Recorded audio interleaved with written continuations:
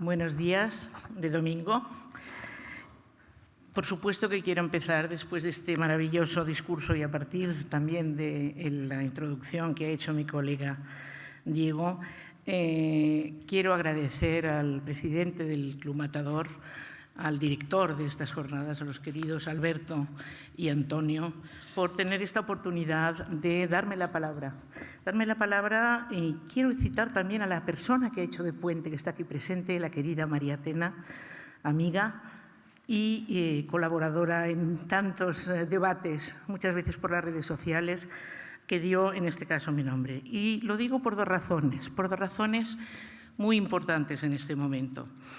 Porque una primera razón es que efectivamente hay muchos juristas, procesalistas, penalistas en estos momentos que están en los medios de comunicación comentando la sentencia, etcétera, pero en otras especialidades, quizá constitucionalistas también, evidentemente, de mucha calidad, pero en otras especialidades y sobre todo cuando tenemos una cierta heterodoxia, es decir, que trabajamos el derecho, pero trabajamos el derecho transnacional y trabajamos el derecho europeo, como es mi caso desde hace 40 años, y no solo lo trabajamos desde la academia, sino que lo practicamos en la cotidianidad. Esto es muy interesante, es importante y es raro.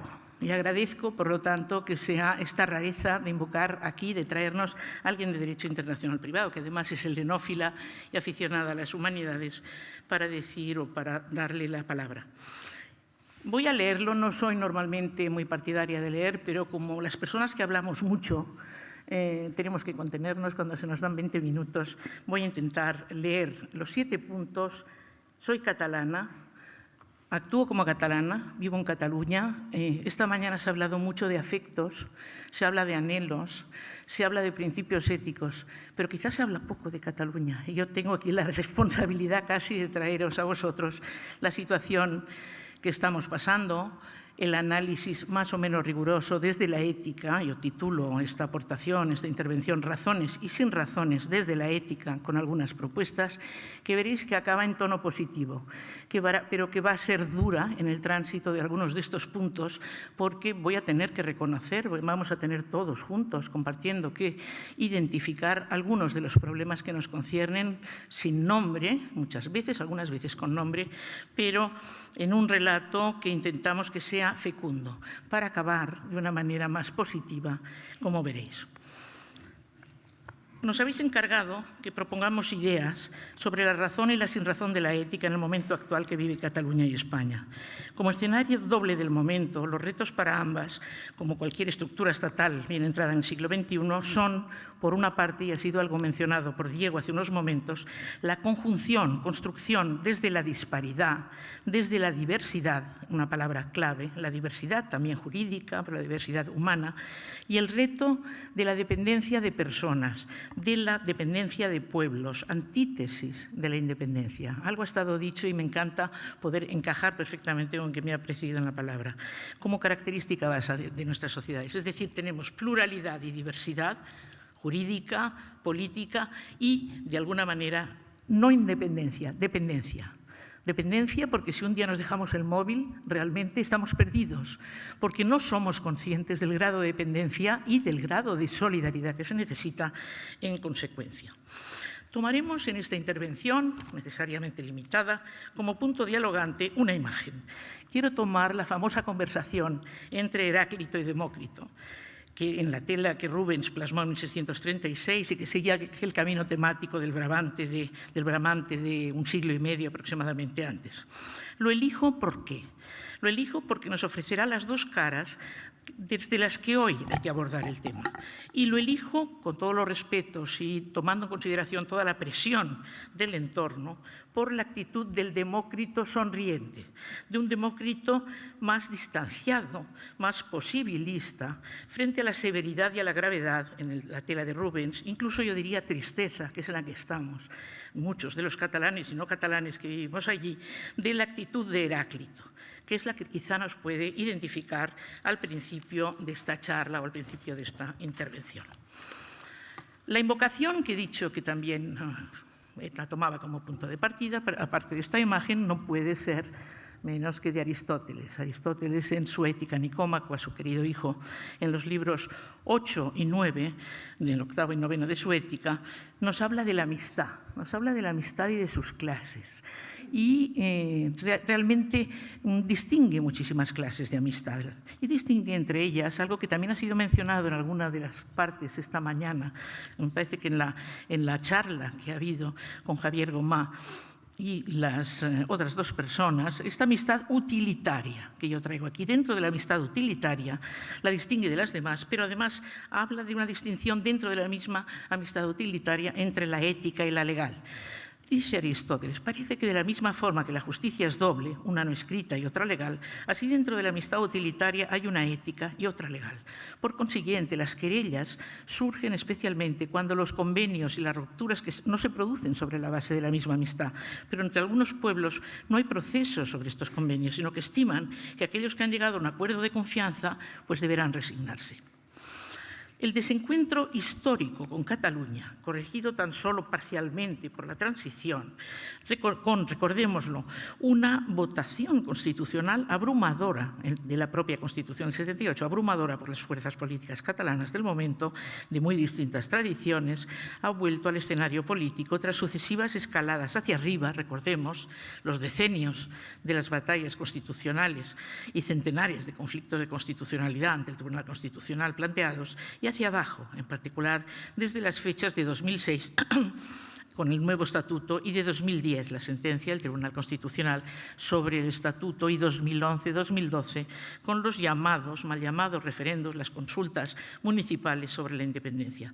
Estos son referentes aducidos sine qua non para el inicio de la debacle, podríamos decir, independentista. Entiendo y podemos estar ampliamente de acuerdo en que la mayoría de las sociedades políticas de los Estados, y aquí voy a hacer un paréntesis diciendo lo siguiente, no asumo el enfrentamiento en Cataluña y tampoco quiero hablar de equidistancia, no me sitúo entre unionistas, constitucionalistas solo, es mucho más. Hay mucho más de alma, hay mucho más de cotidianidad de lo que queda cosificado en estos dos conceptos. Por lo tanto, yo creo que voy ahora, en este punto, que es el tercero, a decir algo de todos y luego hablaremos de la identificación de los problemas propiamente desde el secesionismo. Entiendo, por lo tanto, y podemos estar ampliamente de acuerdo, en que la mayoría de las sociedades políticas de los Estados occidentales, en particular, se han producido y se siguen produciendo en estas sociedades al menos 3 crisis. Algunos teóricos cuentan hasta 5. 3 crisis, más una crisis añadida que personalmente he querido adicionar. Algunas de ellas se encuentran, como veremos, acentuadas en el caso de Cataluña, pero no son particulares de Cataluña, con ocasión, evidentemente, de los acontecimientos políticos de los últimos 10 años. Se aplican, laten en muchas situaciones, ya digo, y no solamente de Estados, puede ser de parte de Estados, puede ser de regiones, puede ser de zonas estatales anteriormente que eran unidades políticas y que se segregaron, etcétera, en Europa y más allá. ¿Cuáles son estas crisis? Primero, una crisis de representatividad en el seno de la democracia, desconectados tantas veces los ciudadanos de sus representantes políticos, en la que aquellos pretenden, y eso pues aquí reconoceremos todos los movimientos a partir del 15M hasta evidentemente los 5 Stelle y desgraciadamente hasta los populismos europeos en Polonia o en Hungría en estos momentos y en otras partes de Europa, en la que aquellos pretenden recuperar parte de la representación política perdida y esa capacidad de reconducir su destino político mediante los mecanismos totales o complementarios de la democracia participativa. Conozco a fondo la llamada crisis griega. Es un país que conozco desde hace 40 años, en el que convivo partes del año y desde recomiendo acudir a ver, no sé si lo han visto, no sé si lo habéis visto, la última película de Costa Gavras sobre la crisis griega, Adults Room, adultos en una habitación, en que las instituciones europeas, las de gestión, las de decisión, salen mal paradas, pero tienen una buena parte de realidad. En Cataluña es la historia reciente de las llamadas CUPs, que han conseguido una participación parlamentaria, como todos sabemos, en el Congreso. Segunda crisis, una crisis de legalidad. a través de la menor o mayor desvirtuación de los fundamentos legales de la sociedad política, invocándose cíclicamente la legitimidad en un mal entendimiento del terrible efecto de un Carl Schmitt en su momento, frente a una legalidad injusta, olvidando que somos siervos de las leyes para poder ser libres, en palabras de Cicerón. Podríamos citar aquí a Kant.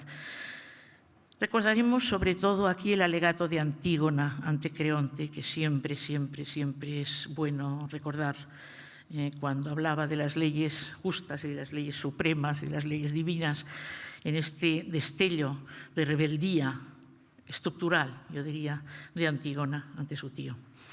Podríamos citar las tesis de Rawls sobre derecho y justicia, sería infinito en este punto. Legalidad, legitimidad.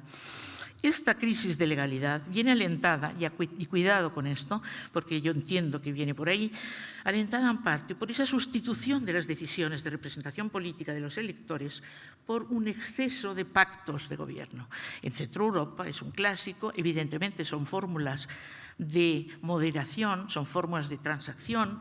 Estoy, en principio, a favor, pero no dejemos de comprobar que se entiende de que, en realidad, efectúan una sustitución de esa voluntad y que está en el fondo, en el trasfondo de esas ansias de legitimidad que tienen tanto que ver con el conflicto catalán, como veremos. La tercera es muy importante, en el caso catalán también, como veremos, que es una crisis de institucionalidad, en la que los representantes políticos ceden a comportamientos, ¿para qué hablar?, éticamente reprobables, corrupción en los partidos, corrupción en las acciones de gobierno, sin necesidad de ejemplos, ni en España ni en Cataluña en particular, pero también desvío de la dignidad, y subrayo este elemento, de una institucionalidad necesaria hacia funciones impropias. Esto es muy importante porque esta crisis, luego saldrá ya identificada en otros parámetros, al hablar de desobediencia civil, es importante porque es la que vivimos actualmente en Cataluña. El actual presidente de la Generalitat ha quitado, yo diría, todo lo que quedaba de dignidad a ese cargo, que en el fondo responde a una recuperación de una institución histórica. Y, por lo tanto, esa recuperación miraba hacia atrás con la venida de Tarradellas en aquel momento, ahora precisamente muy invocado. Bien, la crisis añadida, que yo he añadido, sobrevuela, yo diría, a estas tres.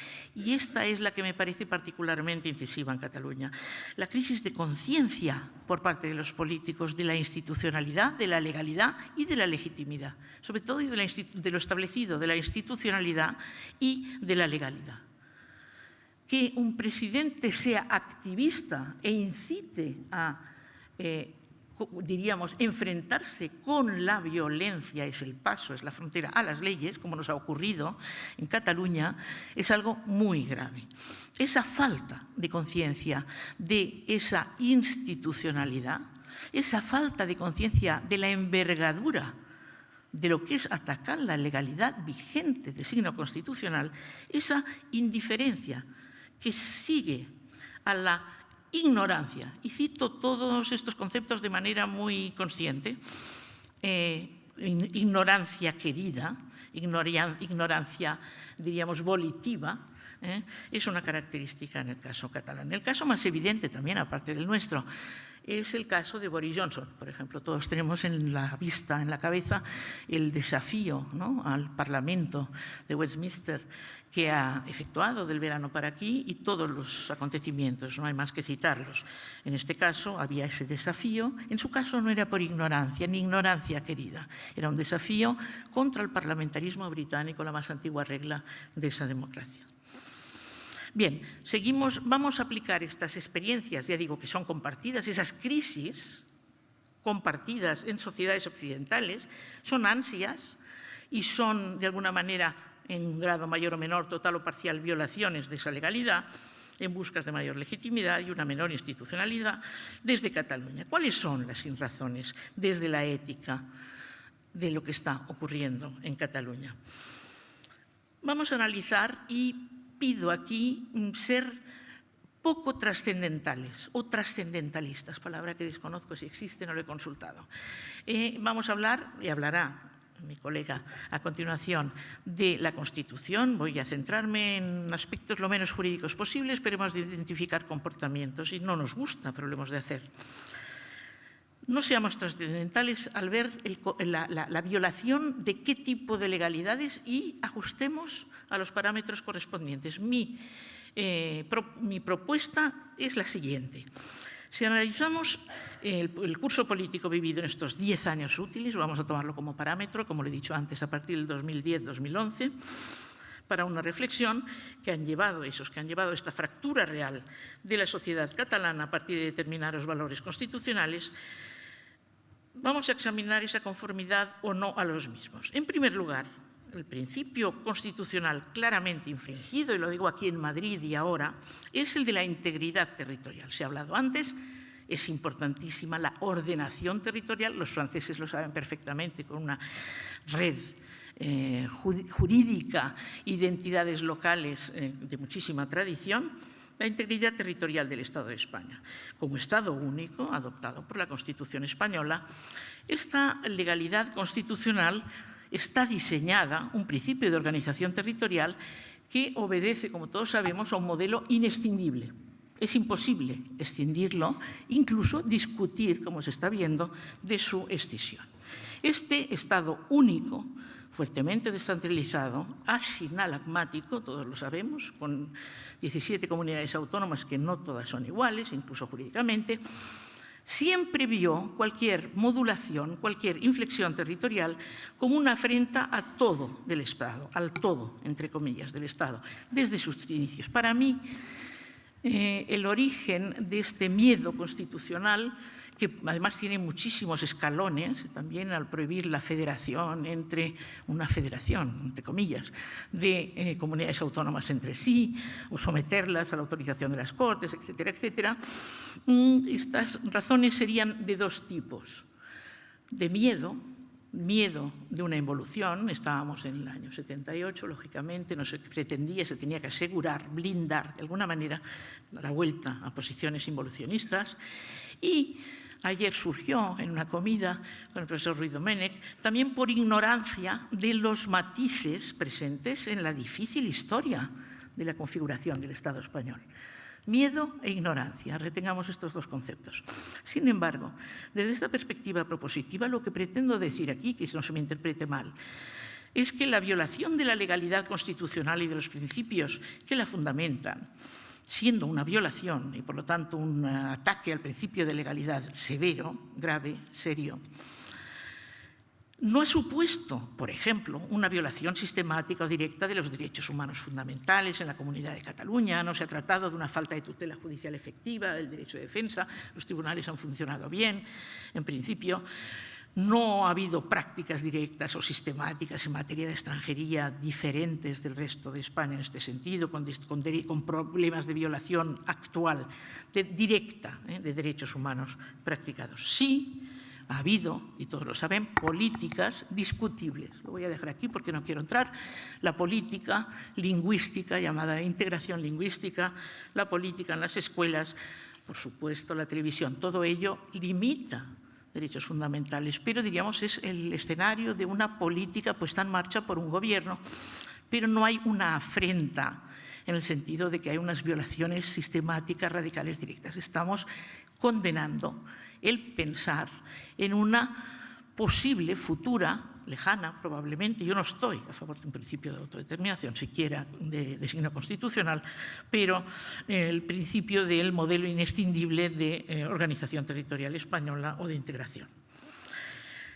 Por lo tanto, retengamos que no son los peores, los más importantes valores desde el punto de vista ontológico de la propia Constitución. No hay ninguna inaplicación del artículo 10 cuando se asumen los pactos internacionales de derechos humanos, etcétera, etcétera. Se trata de una mirada contraria a derecho, ilegal, en la que cuando los que la mantienen son los que gobiernan, al principio de identidad territorial. Por eso pido, de alguna manera, no trascendentalizar esta cuestión Considero que es muy grave, pero considero que efectivamente no se atacan otros derechos humanos. En Cataluña se vive en un Estado de Derecho igual que en el resto de España. Personalmente, soy del parecer que el llamado conflicto catalán más grave ha sido el de la violación de la legalidad constitucional y su principio de unidad e integridad territorial por parte del secesionismo. Pero ha sido tan importante ese ataque en ese punto al artículo de la Constitución y al fundamento de la unidad de España constitucional, como la irresponsabilidad institucional con quiebra de los otros valores, lealtad, por ejemplo. Desgraciadamente no tenemos un artículo con la lealtad federal, porque no somos una federación aún, o una cooperación leal como el artículo 4 del Tratado de Unión Europea, ya presente desde Maastricht, con ese principio de cooperación leal que ha sido muy fecundo en el ámbito europeo.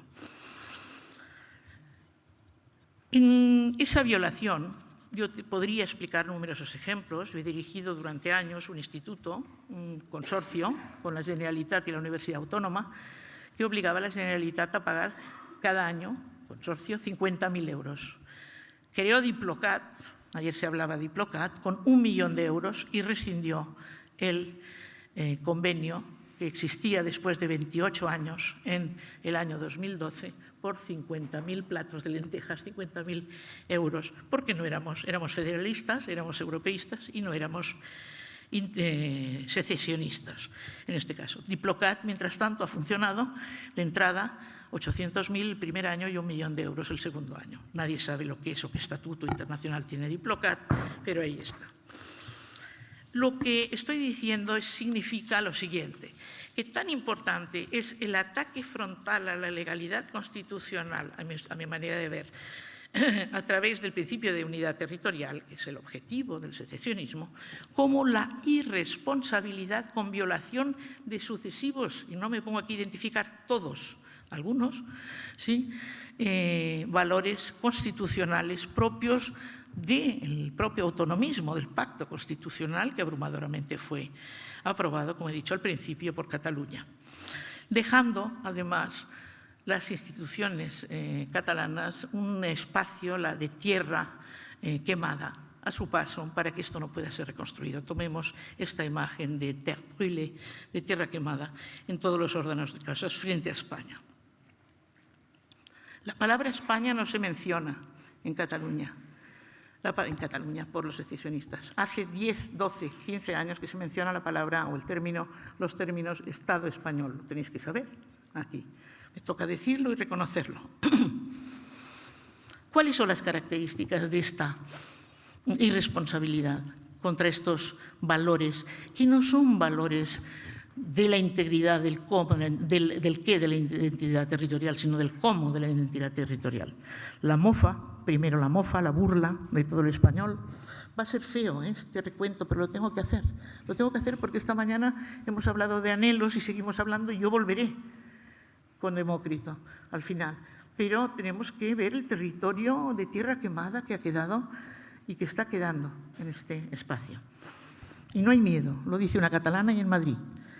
La mofa, la burla de todo lo español, TV3, las redes sociales, como algo, todo lo español obsoleto, rancio, demodado en la sociedad civil, incluso utilizando términos, algo muy catalán, desgraciadamente, lo que no comulgo, escatológicos.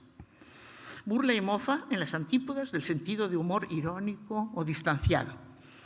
La autoflagelación, el victimismo autorreferencial de origen histórico, llevado a extremos de comparación de una sociedad privilegiada con las auténticas víctimas políticas en el siglo XXI.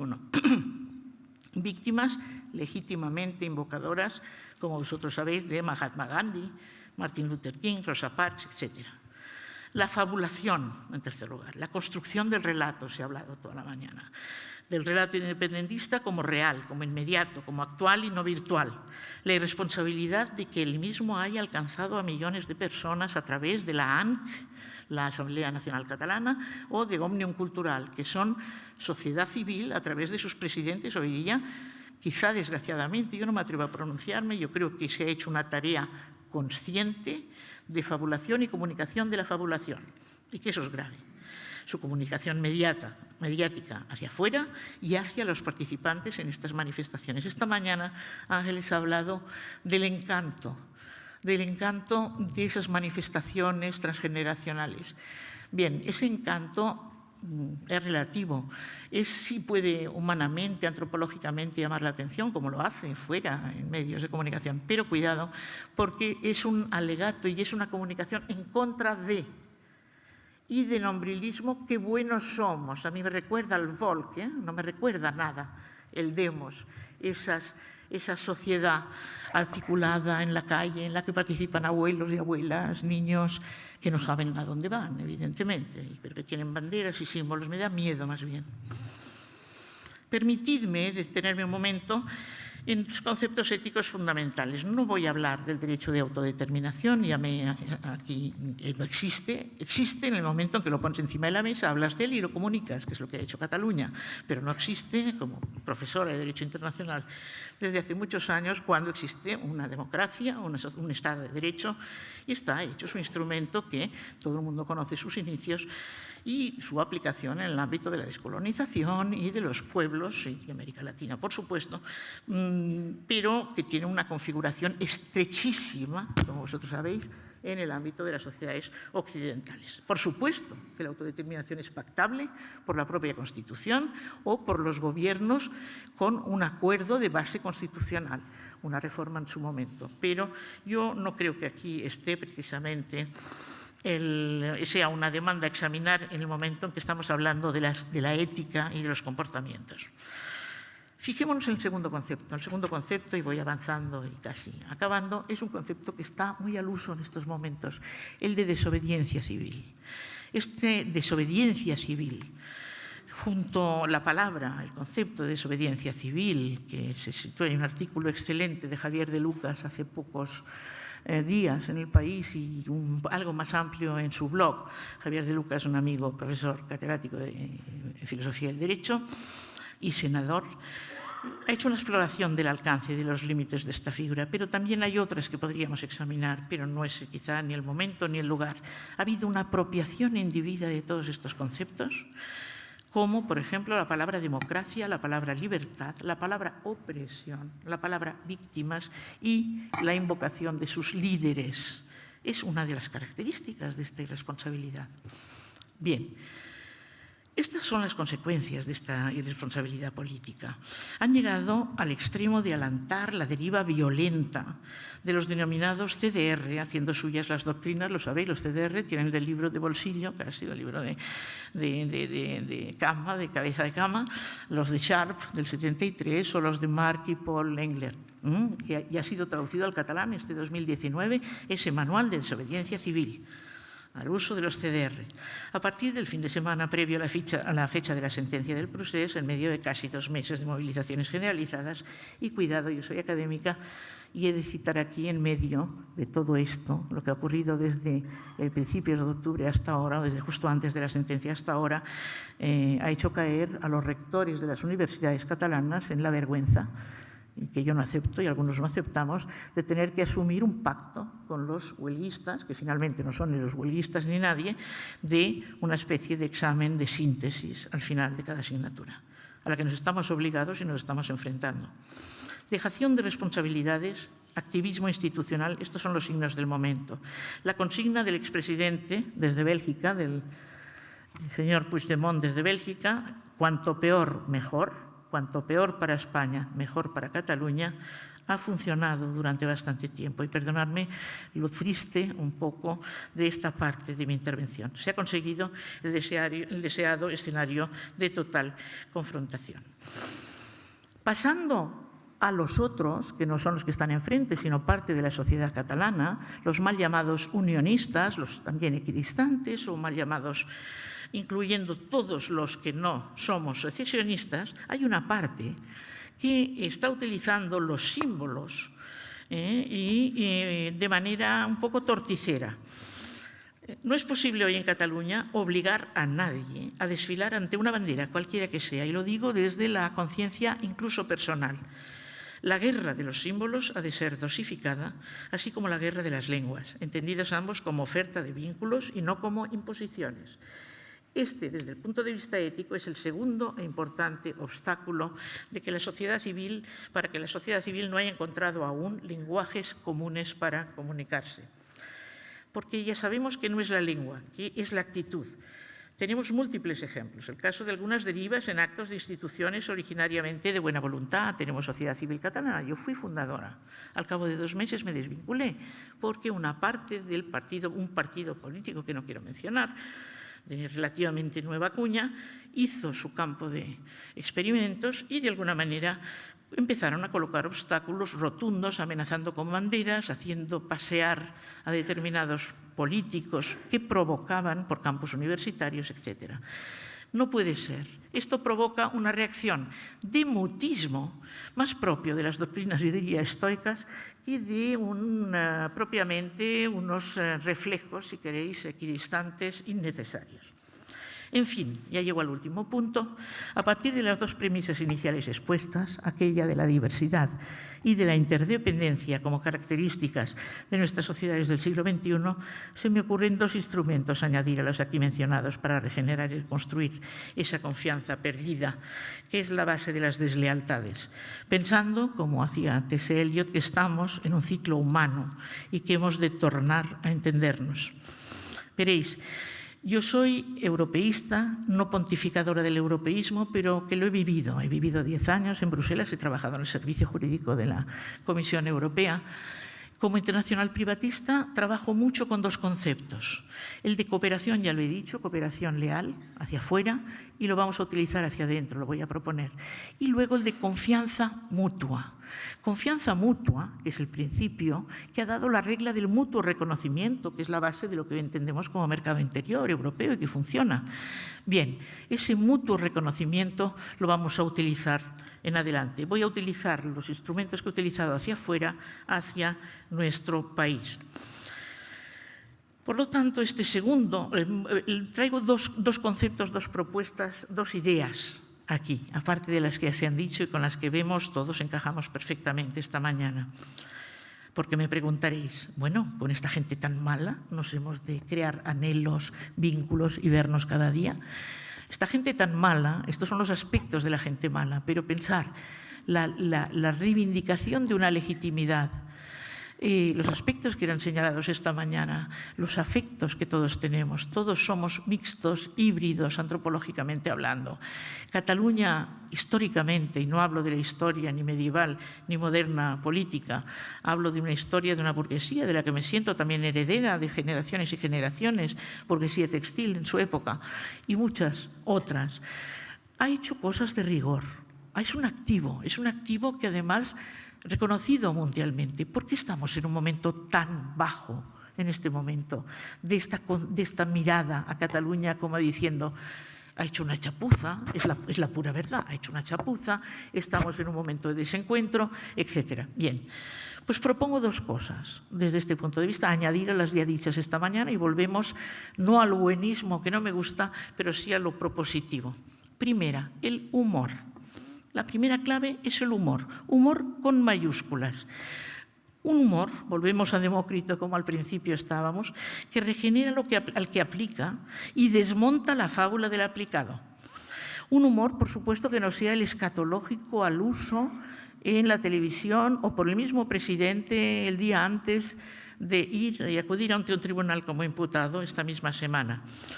Un humor escatológico tan catalán no lo queremos. El humor de una España orgullosa de sí misma o de un país completo, sin Cataluña no sería completo, es un humor de distanciamiento, es un humor de templanza, valores que han sido citados ya todos esta mañana, capaz de desmontar fábulas por inmensas que sean. Y el segundo, que es el más importante y como jurista es el que más me debo, lo traigo, al igual que el concepto de mutua confianza, confianza mutua, que es su base, que ha sido muy importante en la construcción europea jurídica.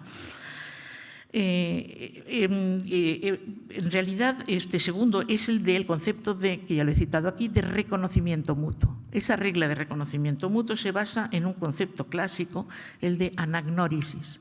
Esa anagnórisis, ir más allá del conocimiento, te hace mirar a los ojos del otro, pueblos, personas, vecinos o no, mirarle a los ojos y reconocer en ellos lo que tenemos, lo que tienen de nuestro, pero con un efecto sorpresa. Lo conoce mucho la literatura, anagnórisis en teatro ha sido utilizado como instrumento, yo lo utilizo en derecho.